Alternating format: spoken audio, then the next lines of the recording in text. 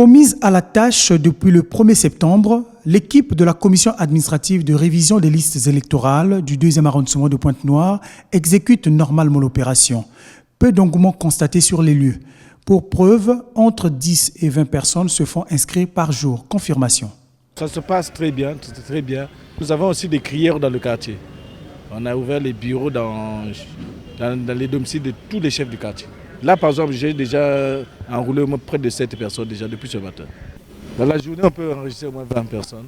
Autre circonscription administrative, autre réalité. À Tchétché, 3e arrondissement de la ville économique congolaise, les membres de la commission ont pu enregistrer déjà plus de 2000 futurs votants. Un chiffre encourageant selon les attentes. Par rapport au nombre d'enregistrés et par rapport également à la foule que nous venons croiser souvent sur les quartiers.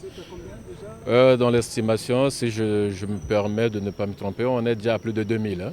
Plus de 2000. Là, c'est juste les résultats du 1er septembre jusqu'au 14 septembre. Et là, nous n'avons pas encore les résultats du 15 jusqu'à aujourd'hui.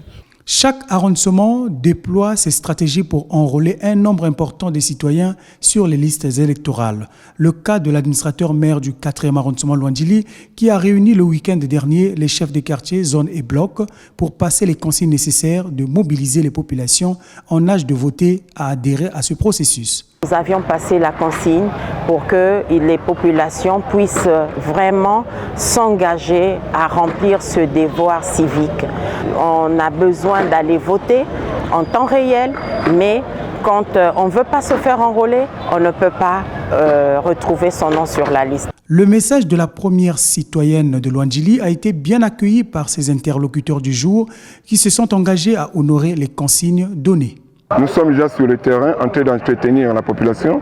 Nous sommes sur le terrain déjà pour enrôler la population. Il y a des enfants que hier, en 2021, ils n'avaient pas l'âge de voter. Aujourd'hui, ils doivent voter. Les appels liés à l'intérêt de l'enrôlement sur les listes électorales vont certainement s'intensifier pour la réussite de cette opération qui s'achèvera le 30 octobre prochain.